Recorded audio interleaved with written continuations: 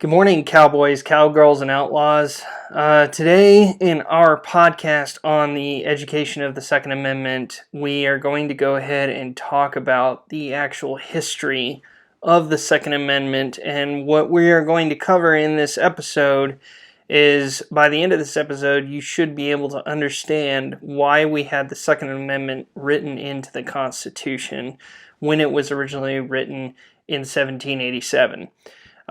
So I just want to clarify the episodes that we have done before, just so that you guys know how this is kind of going. If you've been following me for a little while, you'll kind of understand that, there's a reason that I'm doing it in this sequence is so that everyone gets an understanding of it.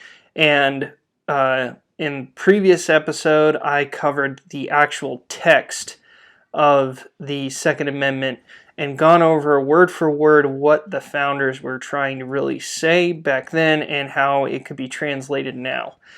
So if you haven't seen that episode, please be sure to take a look at that because it's extremely important to understand that. And also equally important, it's important to understand why the Second Amendment was even put into the Constitution. I want to go ahead and tell you that that we will only be covering the history prior to the Constitution being written and then when the amendment was put in. So anything after that is going to be reserved for a later video. So let's go ahead and get going. First off, we need to understand that we have to understand where armies came from back then, how they were formed, and the reasons why they were formed. You can pretty much guarantee that part of the reason why armies were being raised was obviously because we had conflict. So generally in our history, human history, we have had some type of conflict. Now, the population itself has to come up with an army in some way, shape, or fashion, or some type of fighting force, whatever you want to call it, whether that be a regular army or a militia. But the fact is that we had, there were ways to raise armies. Now, that has been done all the way, since the beginning of time. Typically, a lot of armies that weren't from city-states, like, the Greeks or anyone of that matter, or that had an actual civilization that had a hierarchy, you typically had private people who had enough money to pay individuals to fight for them, whether they actually be of the population or not. Some of that might be called mercenaries. Some of that might be called a militia, depending on your perspective or point of view. So we have to look, in order to understand the Second Amendment, we have to look at how armies were raised.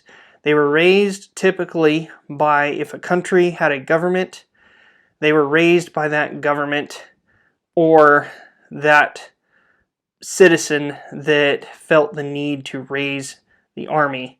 And that army had to be maintained, it had to be paid, it had to be supplied, it had to be armed. And so private citizens did that. Nobles did that, especially when we were talking about England. And since America was derived, or I should say more particularly the United States was derived from England, because we were English subjects at one point, we have to look at English history specifically when it talks about the Second Amendment and where it comes from. So no surprise to anyone, or if this is something you didn't know, we came from England, merry old England, Great Britain, whatever you want to call it. That's where our civilization kind of came from. You had the colonial times and all that stuff and the age of exploration, and so that's how our country was originally settled with the 13 original colonies.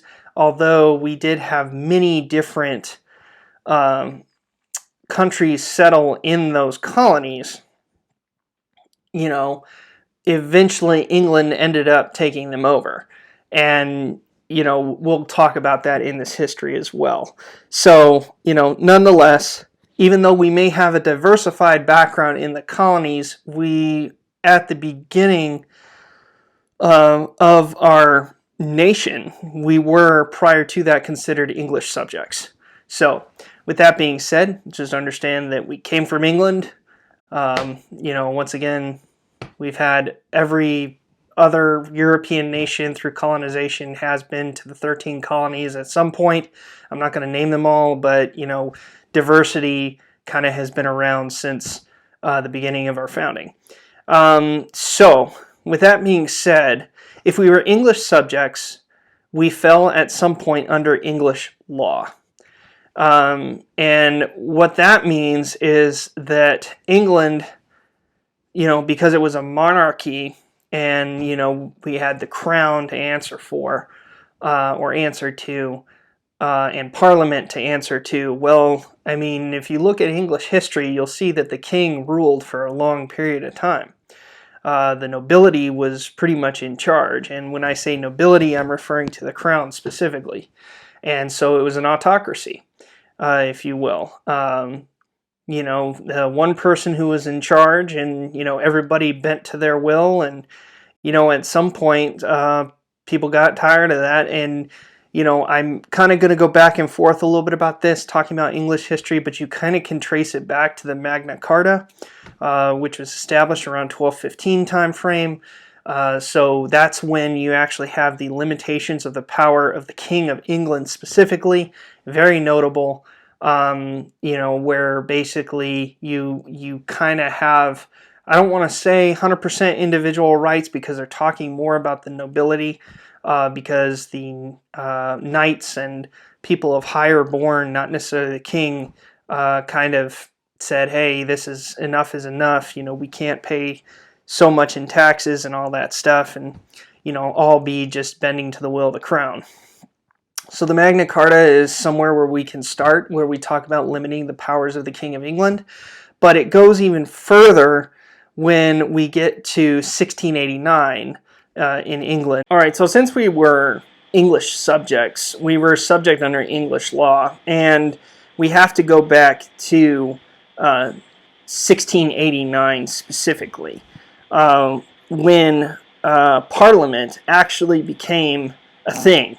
That's not to say that there wasn't maybe a small governing body, but you understand that the powers of Parliament at the time actually kind of really came into being, and that was with the passing of the English Bill of Rights. And they're called the English Bill of Rights of 1689. So these were passed specifically in response to King James II of England, who was a Catholic.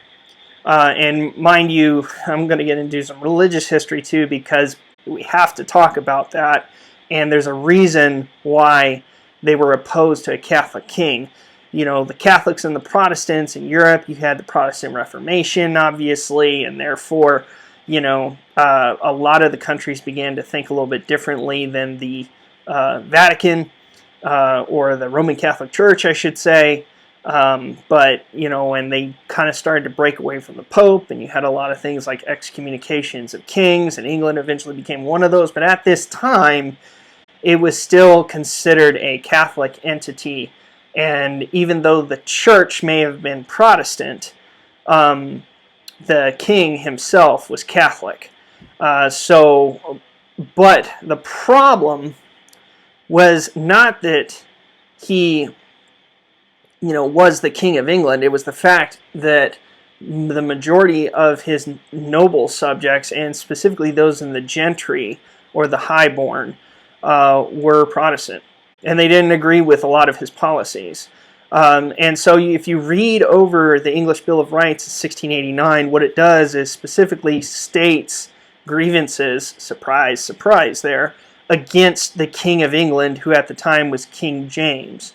And what they did was essentially, prior to 1689, in what they call the Glorious Revolution in 1688 time frame, is they actually deposed the king. He gave up his crown. He was forced to give it up and was given to a Catholic king, a Protestant king, with his daughter, because his son, the heir, was technically considered not only illegitimate, but also potentially a threat, because he was once again Catholic. and not considered the rightful king under the English law. But his daughter would also be considered as part of the nobility or part of the crown, and therefore it was agreed upon of the nobles that they kind of struck a deal with this guy by the name of William of Orange, who was actually in Denmark at the time. So he was proposed to by these Protestant subjects to come over to England, depose the king, form an invasion, and basically force the king to leave. This was known, as I said, as the Glorious Revolution.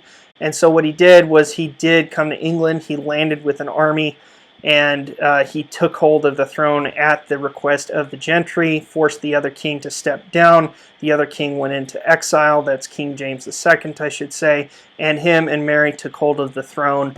And going forward, you had the English Bill of Rights now having shared custody not only between two separate people, but also between two separate governing entities. The king and the queen had power, and they had certain things that they had to do, and the other thing is Parliament itself was formed as the official capacity of actually running the country. So, with that being said, even though Parliament was set up, this English Bill of Rights is exactly that. They had a Bill of Rights for its gentry and citizenry. And so you can kind of see a correlation here of where did we get our ideas from. So nothing is really new under the sun. Bill of Rights, individual rights, natural rights were still understood by some of these people, even though they were written differently. And I'm going to go ahead and talk about that right now. So when we talk about specifically the Second Amendment and where it came from, you can look at the English Bill of Rights in 1689 for these two particular things. That the raising or keeping a standing army within the kingdom in time of peace, unless it be with the consent of Parliament, is against the law. So the king could raise an army, but he had to have the permission of Parliament to do so in order to wage war. Now, this talks about things, this gets into specifically, and we'll get into this later, is a standing army. So we'll talk about standing armies here in a second. What is a standing army and all that stuff, and and it's just kind of interesting from there. Okay, number 2 is, and I'm going to read this verbatim again, is that subjects which are Protestants, mind you, Protestants, may have arms for their defense, suitable to their conditions, and as allowed by law. So you can see that in the 1689 English Bill of Rights that people had the right to defense, had the right to have arms, in verbatim. And if you guys paid attention to our previous episode, you'll understand what arms meant. And you'll see that there's some similarities between the Second Amendment and that. So the founders didn't really come up with these out of the blue. They had a blueprint. They used a lot of other documents. And I'm not saying the English Bill of Rights is the only one, but it's a good one to reference because it talks about two major concerns that the founders had. Okay? All right. So moving forward, with the understanding of the English Bill of Rights was around in 1689 and therefore may have been changed at some point. I was not able to really find that, but you also see that since it can be kind of taken into the aspect of if we had a Bill of Rights in 1689 from the English, that would still apply to the colonists who were English subjects, especially if they were in the colonies even. And so you have to understand that even the colonists under the Bill of Rights in 1689 had the power to have arms, especially if, according to law, they were Protestants. Hope you guys don't mind. I'm going to be having a drink while we kind of talk about this. Okay, so it's understood that if we were still subjects in 1689, and the colonies were pretty much started to really become, at least the colonies at the time that were English controlled. I shouldn't say they were all controlled, because we had, because we had other influences like the French, and we'll get into that in a second. But it's understood that anyone who was in an English colony specifically had the Bill of Rights to reference when it came to self-defense and had the right to apply to it, even though it only applied according to law as Protestants. Now, that may have been changed. I'm not exactly sure. I couldn't find it specifically, but it's just interesting to note that they already had that. But it did have its limits. I think that's kind of interesting to note, too. So we also can't understand the history of the Second Amendment with also understanding the tactics of the day. We talked about a standing army and that England could form a standing army. Well, England was rather massive, right? It's I shouldn't say the country itself. Don't get me wrong, when I talk about England, I'm talking about the entire English Empire. And once again, this is coming out of the age of exploration and into colonialism and all that stuff. So England had a lot of colonies, not just in the 13 original colonies area in the United States, but elsewhere. And so they had to have a means to essentially protect those areas. And a standing army was a really good idea for them. Because their empire was so large, they had to have a professional force that could be used at any given time, but could be anywhere. But even then, a regular army, even back in the day, as it does today, has limitations. And one of the biggest limitations that kind of comes with that is the logistics. Logistically, trying to move a professional force from an island in the middle of the northern Atlantic, you are going to see that it is going to be extremely difficult to get them to places such as India or the colonies, or Africa, all right? Because they're going to have to ship all those troops there. It may take months or even years to assemble a regular army. So what did they do? Well, they empowered the colonies to not only self-govern, but they also empowered them to actually have their own defense. So that is where the idea of the militia, even though militias had been used before then, that's where the idea of the militia could actually play to the advantage of a standing army and kind of be folded into one. And also standing armies and militias kind of did different things.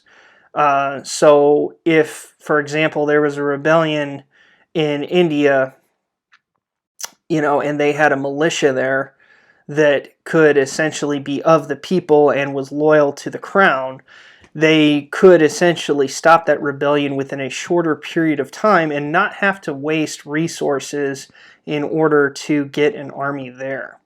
Meanwhile, the standing army could actually be advancing and gaining territory and new colonies for the country itself. Okay, so that's kind of what you have to think of when I'm talking about the tactics of the day. You had the militia in the country that was already taken over. It was loyal to the crown. It could be called up when necessary to put down rebellions. And obviously, I said before that these places were allowed to self-govern. Once again, the self-governance also came with loyalty to the crown. So therefore, you had to have people that were put in charge that would do the crown's bidding.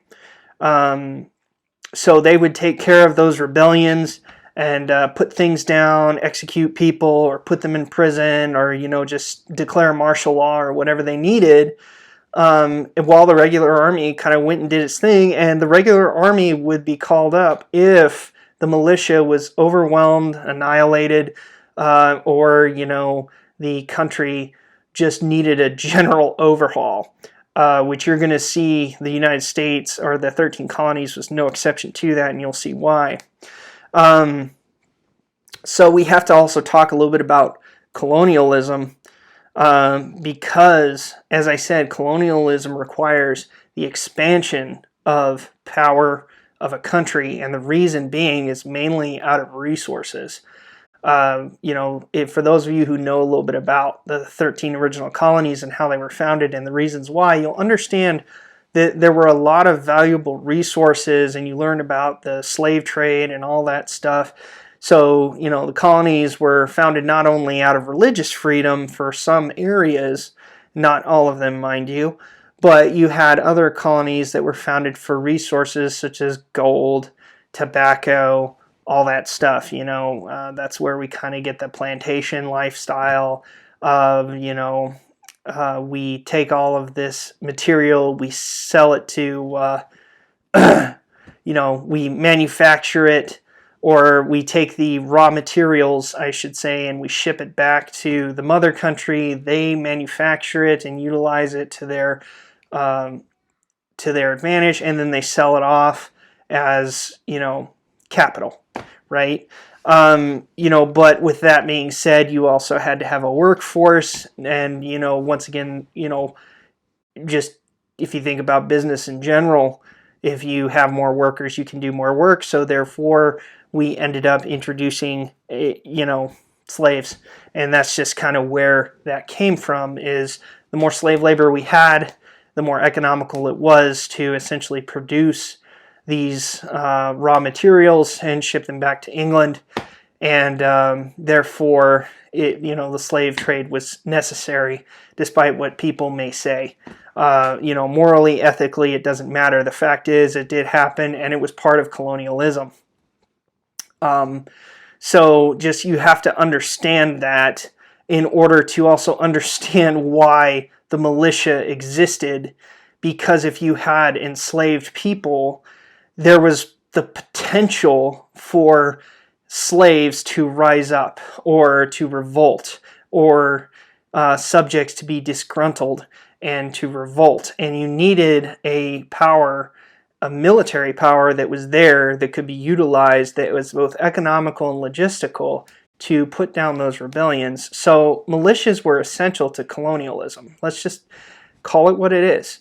You know, and so, you know, that just kind of talks a little bit more about the need, because as the United States becomes its own country, you know, we are no exception when it comes to thinking about colonialism, right? Because we went through that phase too, you know. And then from between 1689 all the way until the 1750s, you know, and even before then, we also had what's called the French and Indian War, right? Which is part overall of the 7 Years' War, which was basically a war between England and France. And if you guys have read anything or know anything about English and French history, let me know in the comment section. But they've always been bitter rivals, right? You know, whether it be through nobility or struggling in being world powers. You know, the monarchies competed against each other, and France and England were no exception. And when it came to their colonies, since everybody at this time was trying to gather resources, make money, expand their empire, France was doing colonialism too, and doing all these things simultaneously. They were establishing colonies, settlements. The Spanish did the same thing. You know, the founding of America comes from the colonialism idea. Right, and so the French and Indian War, when we were talking about specifically English subjects and English history, was extremely significant, because it explains the fact of why militias were essential, right? So you had the 13, you had the colonies who were now fighting for resources, and then you also had settlers who were going after land.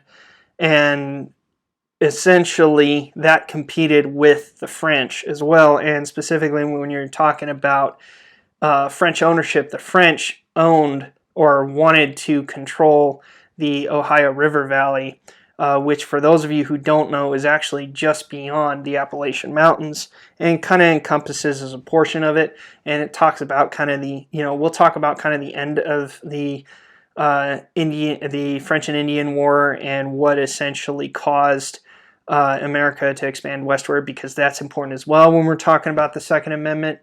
But the French and Indian War was an extremely important example as to why the Second Amendment exists as well, because the fact that we were at a large-scale war as English subjects with the French and the Indians proved that we needed those militias to work with the regular army, the standing army of England.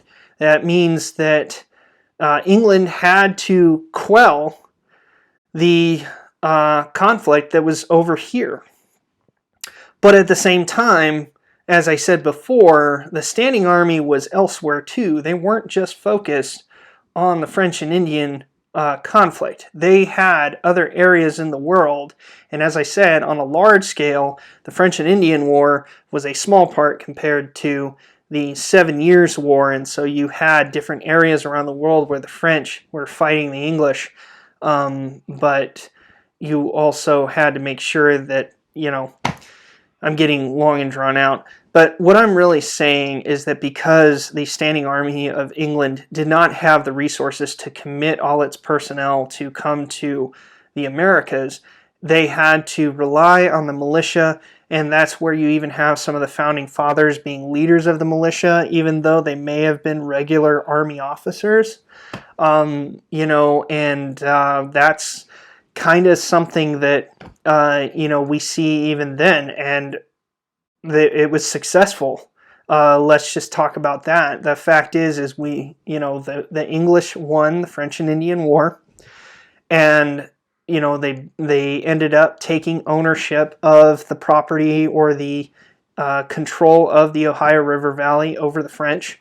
Much of that was still contested. Obviously, now you had the Native Americans to contend with. The militia, once again, proved that it was successful and continued to be an example of what we should have as a military. So, and it also kind of demonstrates that a standing army was also successful too, right? The argument could have gone both ways.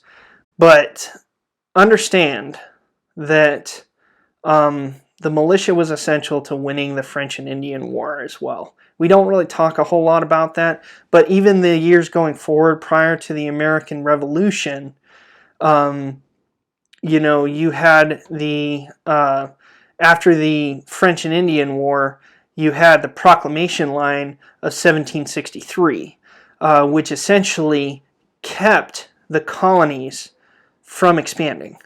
The idea was that we would avoid conflict with the Indians, and it was essentially to limit the interaction, and in the hopes that we could essentially just stay where we were.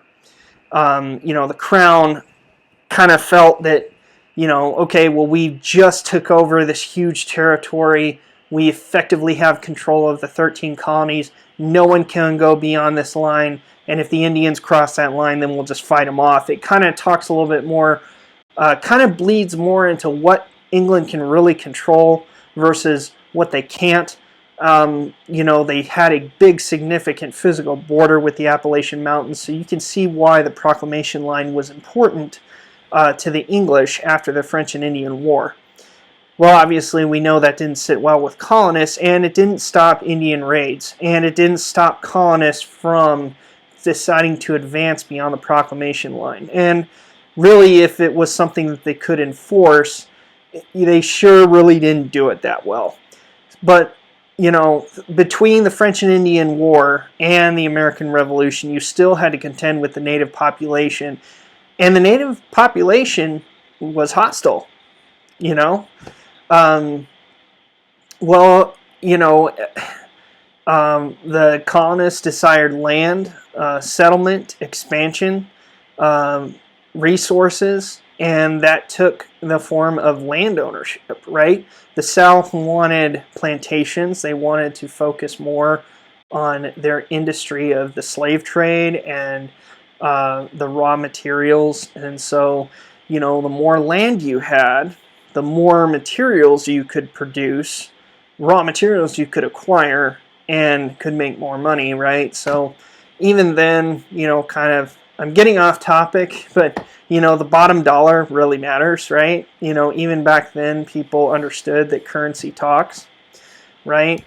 So with land ownership, especially in an area that is hostile and doesn't necessarily have a standing army, and you have individuals that may or may not be protected by a local militia, yet every male at a certain age was considered part of this militia, right? Whether they were, especially if they were hired, right? They were recruited, okay? They had to provide, some of them had to provide their own arms. We can even see this when we're talking about early police forces later on in American history. The Texas Rangers is a perfect example. You can say that the Texas Rangers itself was a militia force, which it was before it became a law enforcement. And they had to provide their own firearms in order to be part of this. That was part of the deal.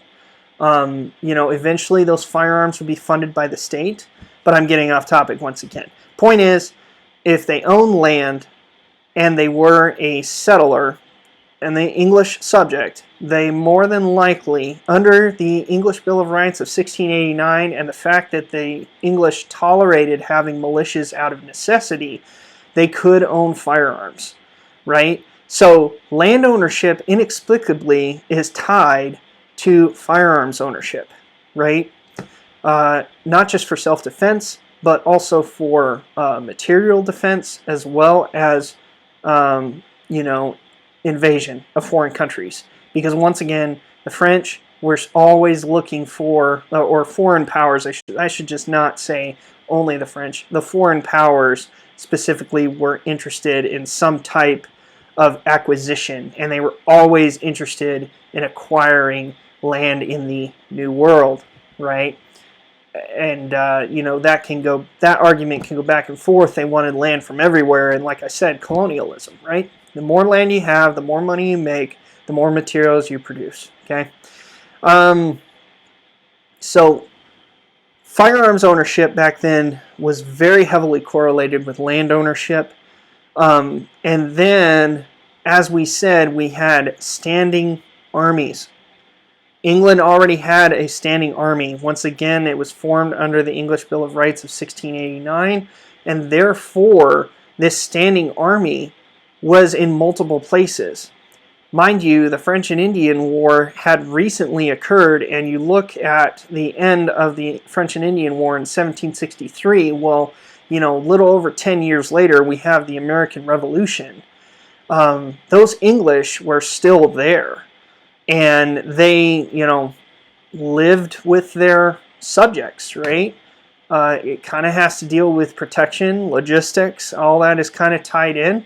Not everybody could return to England, and we had soldiers who lived among us. They're English subjects in our towns, in our townships, in our settlements. If not for self-defense, if meant for deterrence, right? That's just something that was a reality of the day. So a standing army existed, and that standing army took advantage of what their power was, right? And so you can't deny the fact that the standing armies, when they weren't fighting an enemy, were dealing with the local population. And some of that was not for the better, right? You had soldiers that would abuse their power as authority figures. And you see this more as we get into the enforcement of the intolerable acts, right? and the coercive acts. I think they're usually used interchangeably. But the different acts that ended up getting passed by England as a result of the financial loss of the French and Indian War, because we see that the French and Indian War was fought on our territory, and the crown felt that the subjects who lived there should pay for it. So that's where we end up getting a lot of people, a lot of the colonists getting upset. And then we have all these different reactions to the taxes, right? What did they tax? They taxed tea, they taxed paper, and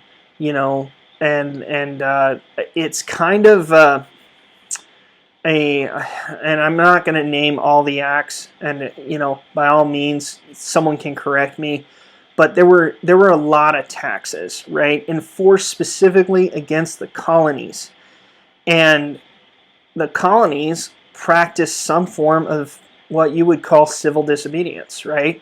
They wouldn't necessarily violate English policy. They would more or less just not do it, right? And the civil disobedience was more or less meant to be non-violent at first, right?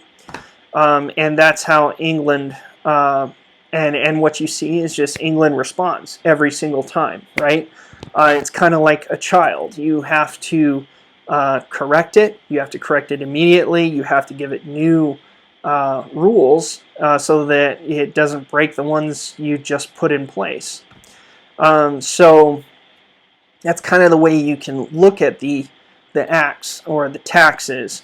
They were passed strictly in result of the French and Indian War being fought on the territory of the colonies, and the standing armies the standing army of England that was still there, or the portion of soldiers that were still there, were responsible for enforcing these taxes.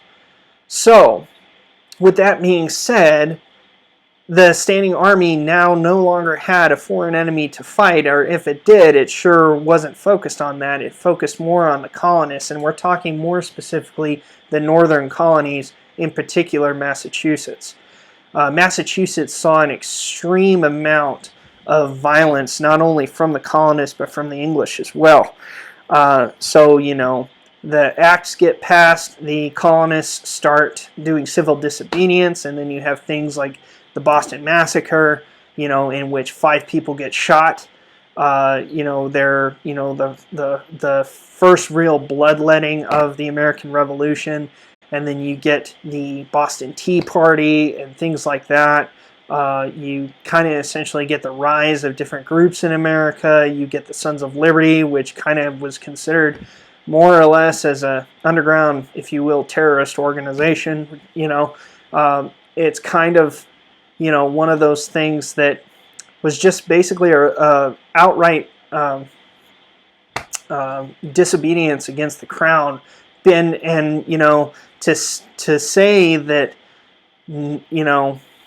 everyone agreed with what was going on is incorrect, and it's not like every single colonist was, but we're talking about specifically Massachusetts at this time. How did the English respond to all of these events, from the shooting of civilians to the loss of money over tea to the refusal to pay these taxes? Well, they started to go against the population by shutting down free assemblies, or free and fair assemblies, I say. The whatever governing body that had documents out to govern the population were shut down, and basically everything was considered under martial law. And the whole point was that England was essentially trying to just keep the colonists from doing what they were doing, right? They had a colony was in rebellion, they just sent more troops, threw them at the problem, told them what to do, and the troops followed through with. That's neither here nor there when we say it's right or wrong, but nonetheless you cannot deny how England reacted was to put down revolts, rebellions, and it was still the same regardless of whether it was in the colonies or anywhere else, right?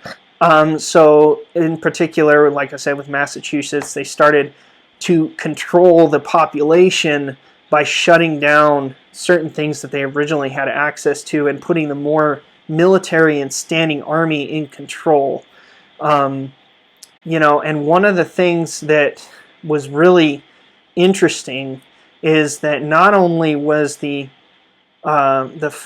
problem was what the English encountered was they had a hard time controlling the population, more or less for the sheer fact of every person it was considered that every person could have a firearm, or every male person, I should say, because as I said, they had a militia, and so therefore they came to the conclusion that if this militia had the ability to have firearms or the means to discharge those firearms, then we have a harder time controlling this revolt. It's just going to get more violent, right? And so their solution was to disarm the population on top of everything else that they were already doing. And so we can see this specifically in things before Lexington and Concord with something called the Powder Alarm of 1774. Which resulted in things called the Suffolk Resolves. And basically, what they did was the British seized a large stockpile of gunpowder. Okay, and I believe it was within something that was similar to a local armory that held. It was kind of like just a powder room. That's kind of what they called it back then, was a powder house, powder room. It was kind of a central area where everybody could have communal access to this powder if needed, specifically the militia. And the British decided to seize that, and as a result, we have further incidences like Lexington and Concord. But Lexington and Concord happened directly out of response to disarm the population. It was just a further act by the English to control the population, and they didn't expect to have the resistance that they actually got. And Lexington and Concord is kind of the final thing that happens. The revolution, for all intents and purposes, really didn't happen in 1774, even though some of the colonists were more for that. But you really see an uptick in military action after that date, and it concludes with Lexington and Concord, in which the English decided to march from Boston and take stockpiles that they had been told existed. Then also, they went to two specific places.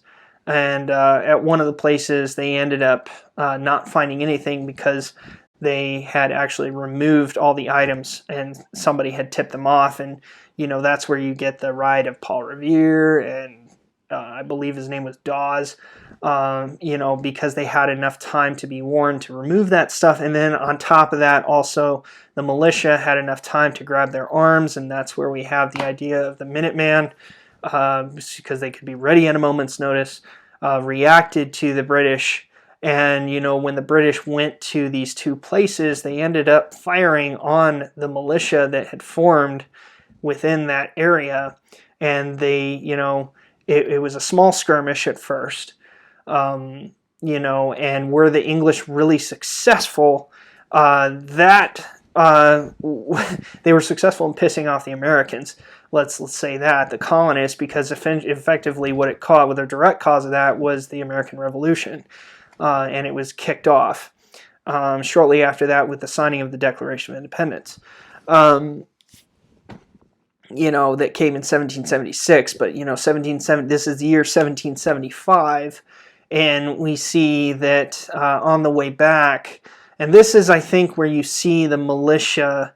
We already have proven that has been successful in things like the French and Indian War, but I think England found out that the Americans were going to be harder to put down because they weren't going to give up their arms, and as a result, they actually used those arms that they currently had against the English as they were marching their way back to Boston. and essentially they were almost taken out entirely. From there, you ended up having the decree written that the colonists were in open rebellion. And the word came from Boston that, hey, we needed more troops. The standing army needs to come. And then that's where you start having the full force that, the British start really sending troops over en masse to stop this revolution from happening. And as I said, not too long after that, roughly a year later, you have the Declaration of Independence, which, kind of written by Thomas Jefferson, kind of emulates that, similar to, other documents that are in English history. One of the things that the English Bill of Rights did in 1789 was it established grievances against the king. And this document, the Declaration of Independence, didn't do any different. It stated specific things, and one of the things that it specifically stated, which goes against the English Bill of Rights, as I said, let me refer back to it, but the English Bill of Rights specifically stated that the raising or keeping of a standing army within the kingdom in time of peace, unless it be with the consent of Parliament, is against the law. Well, since the colonies were able to govern themselves, they felt they didn't really have a voice in the legislature, because every time that they appealed to the king, tried to appease the king, they would constantly be denied. And this standing army, which was a grievance listed in the Declaration of Independence, was that the King of England at this time, King George III, had a standing army that was established without the consent of the legislature. So that was specifically a grievance that was listed in the Declaration of Independence to enumerate once again that the colonists were English subjects and had the right to, under the English Bill of Rights of 1689. So that is something that we kind of have to take a note of. And I think it doesn't go without saying, but we also have to understand, despite the fact that even though the American Revolution was a victory for the establishment of the United States, the freedom of the original 13 colonies from English oppression, what the American Revolution was about was the fact that the oppressed eventually freed themselves. The fact is if you read more about the Revolution and you understand it, you actually understand a little bit more about that the Revolution was actually almost lost to us.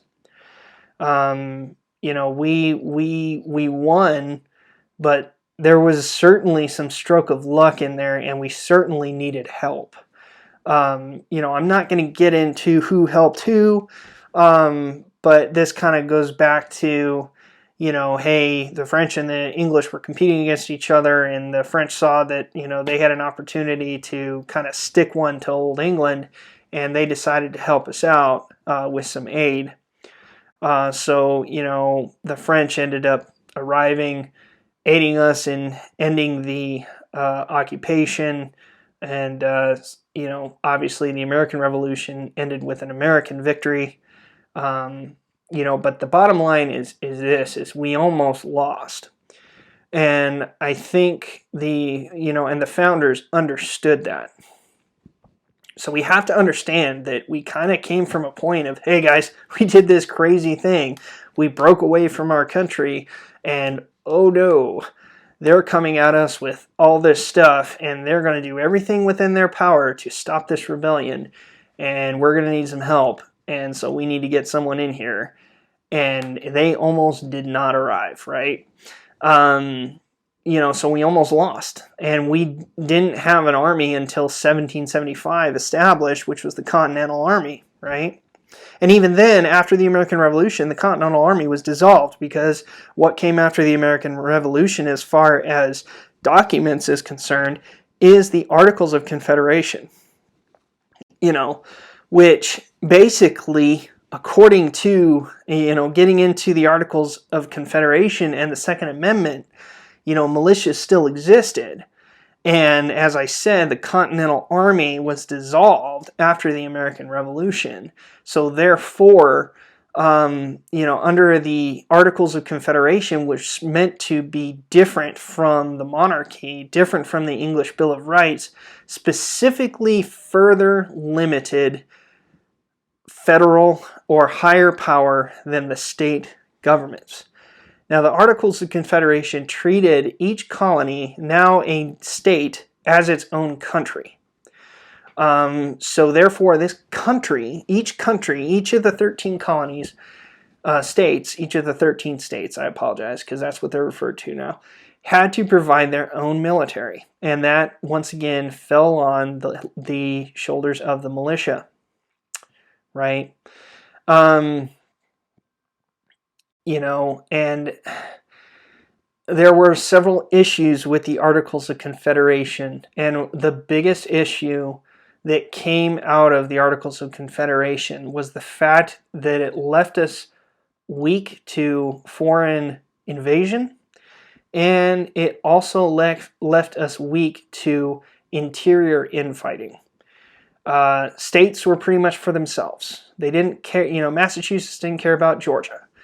And what we see is that ultimately, as I said, you have to think about the raising of armies and civil wars and insurrections, and how do you stop that? Well, we had our own insurrection and rebellion shortly after our country was formed. It was called Shays' Rebellion.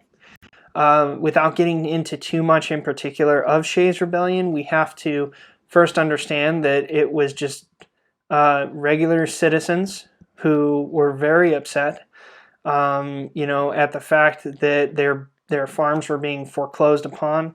The courts didn't really seem to be on their side. Their government wasn't really supporting them. And so what they decided to do was essentially to start their, they basically went after government officials and courts and banks and, went into town, wrecked houses, and actually stood up against the local militia and attempted to seize an armory. The armory that was going to be utilized by this militia. Well, the militia actually did put it down, but they really almost didn't, because the ultimate goal of Shays' Rebellion was to eventually overthrow the government, right? The small continental government that existed that had very limited power, and these powers were so minuscule to basically where the biggest thing was they couldn't raise an army, nothing like that. And coordination between the states was terrible because no one wanted to support one another for many different reasons. Ultimately, Shays' Rebellion happened in our history. It almost stopped our republic. And the founders realized that, okay, we kind of took way too much power from a governing body, gave it all to a bunch of individuals, and now we have essentially the fear of mob rule, which that is one of the interesting reasons why the Constitutional Convention happened, is to establish our form of government, which for those of you who don't know, we are a democratic republic, rather than an outright democracy. Democracies throughout history have been seen as the victims of what you would call mob rule or rule by the many, that basically just overwhelm any type of sense, and it's whatever the mob says goes, right? So the majority rule, but it may not necessarily be for the better, right? And what happens is those typically open up opportunities for people to exploit the mob rule and basically seize control of the government, and so a democracy doesn't really last for long, right? So the founders understood that by looking at history, but they also understood that there has to be a sense of individual freedom, there has to be a sense of governance freedom, and so there has to be a compromise, right? And effectively, what this Constitutional Convention was about was actually overthrowing the already in place government. Bottom line, it was the framers overthrowing their own power. And not all the founders agreed. If you read about the Constitutional Convention, first off, it occurred in 1787. It was meant to replace the Articles of Confederation with a stronger idea of federalism. And when I say federalism, I'm talking about the federal government, a larger governing body. And not surprisingly, people were opposed to this. Okay. And this is where you have what you call the rise of the two-party system, with the Federalists and the Anti-Federalists, where the Federalists, and I apologize, got to make sure I keep an eye on my time here, and don't mind if I do, but I'm going to have something to drink because I've been talking for quite a long time. Yeah, the Federalists and the Anti-Federalists, basically, what you have to know, the big difference about these two parties, the big difference is that they were opposed. Some of them, you had the Federalists who were for a large federal government. You had the Anti-Federalists who were against a large federal government and more states' power. And so, nonetheless, the Constitutional Convention happened. And what we ultimately learn out of the Constitutional Convention is that this government has to be formed on a compromise. Because under the Articles of Confederation, not surprisingly, the majority, and I believe I think when they say majority, I think it was all 13 states actually had to agree to make amendments to the Articles of Confederation, which ultimately meant nothing was going to happen. So therefore, under the Constitutional Convention, you needed to have a compromise in which only 9 of the original 13 had to agree to sign on to the convention, to the Constitution, in order to make it an official document and make it law. Or to form the new government. And so you had two sides competing against one another to get both of their portions into this document. Some of them didn't want it all together, and it's very similar to the parties of what we have today, and that's for another story, and obviously different politics. But our party system also has its roots in the Federalists and the Anti-Federalists: less state government or more federal control, more government powers, less government powers, more individual rights, less individual rights, expansion of rights into people that are not necessarily considered citizens. All that kind of stems from those parties and the Constitution. And as I said before in a previous episode, you have to understand that the Constitution itself is a compromise. The majority of it is. It has both parties' signatures on it. It has both parties' ideas on it. And why this pertains to the Second Amendment and how the Second Amendment ended up in the Constitution was, at the bottom line, it was a compromise. It was a compromise between the Anti-Federalists and the Federalists, that the Anti-Federalists felt that if we didn't have our rights listed, if we didn't have inherent rights listed under this new Constitution, that government would have the chance to essentially take control of the population and essentially bend it to its will, much like the English had already done, even though those rights were listed. Furthermore, you get into the amendment process, and if you read over the Constitution, you'll see that there is an amendment process, and there's a reason for that. And once again, that has to do with compromise. You have to have a majority rule in different areas in order to even change those amendments. So it was meant to be extremely difficult. With that being said, kind of a side note of history, the Constitution has only been amended 27 times in its time of existence. But nonetheless, the Second Amendment exists strictly for the sheer fact that it was a compromise between the Federalists and the Anti-Federalists for two reasons. First, as I stated before, the British were a standing army, and even though standing armies were important to England at the time due to colonialism, it was understood that under colonialism, they abused their power. And that was extremely apparent in places like Boston. And obviously, the standing army issue led to the American Revolution. So the fact is the citizens at the time of the Americas did not want to have that happen again. So they decided to find a way to put that government in check and keep the citizens from being oppressed.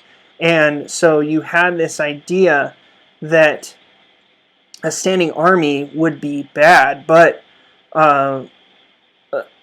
once again, it's a compromise.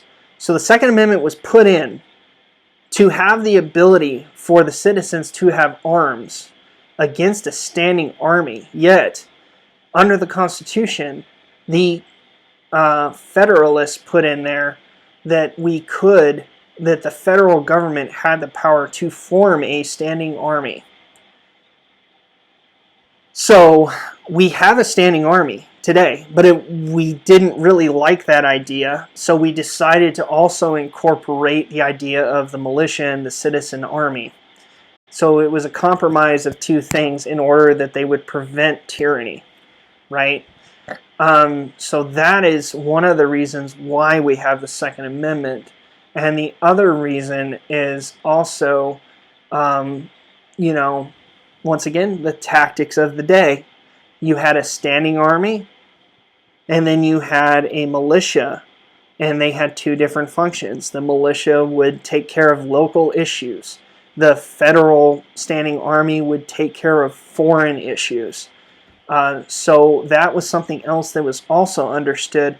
But regardless of where you are on the issue, whether you think that a militia and the reason why individuals have only the amendment of the right of the people to keep and bear arms is the sole purpose of maintaining a militia, whether you believe that or not, the fact is that in order for that to happen, you had to have arms within the population, and so therefore the people had the ability to have them at the individual level. We'll talk about collective rights versus individual rights in future episodes, but you have to understand, and I'm trying to put this point across, is that the Second Amendment, bottom line, was a compromise. It was a compromise that was out of necessity to get the majority to sign on to the Constitution.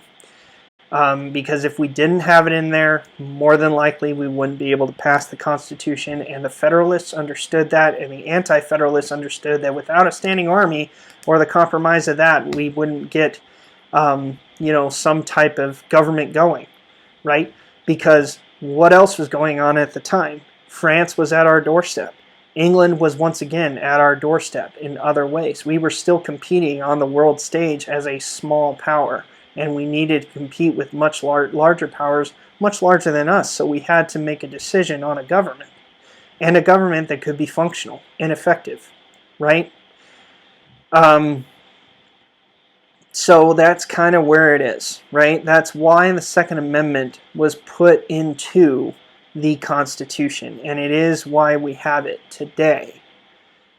It's a compromise, all right?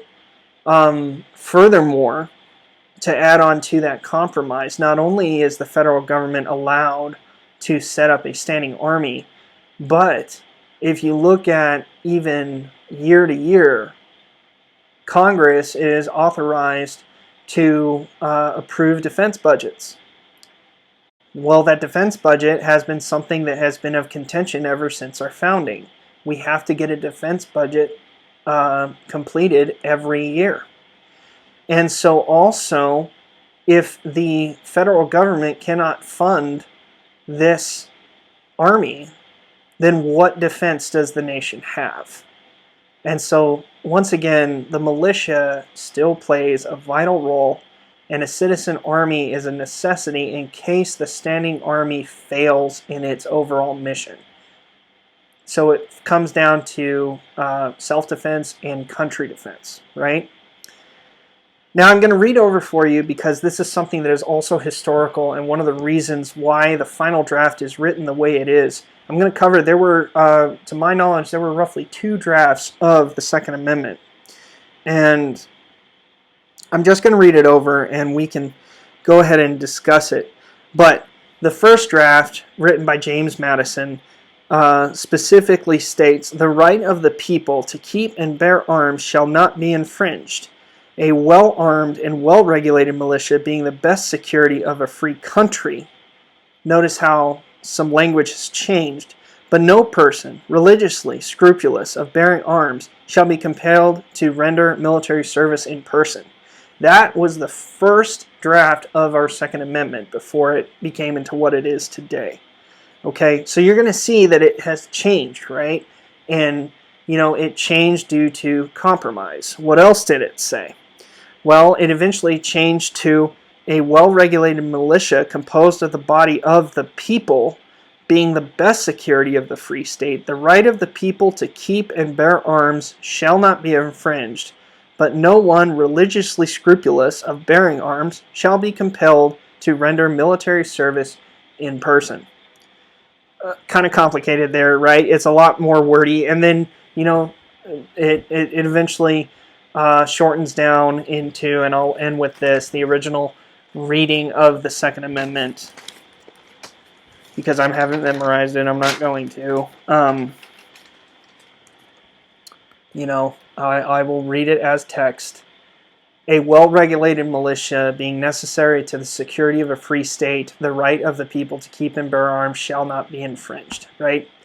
So that is the final draft. But you had 2 drafts prior to that. Either way, we were going to have some type of amendment in there, regardless of what it said about arms. As I said, it was a compromise. It's not like wasn't going to happen. So that right there, ladies and gentlemen, is the history of the Second Amendment to the U.S. Constitution as it existed up to the Constitutional Convention. In future episodes, I will be talking a little bit more about where the Second Amendment has gone, why it's kind of had contentious issues today, get a little bit more into the modern, but now we have kind of an understanding of the historical reason behind it, why the militias existed, why the people specifically had the right to bear arms, and we just have to understand that, those were the key factors that allowed the Second Amendment to even be written. So with that being said, I'll see you in the next episode.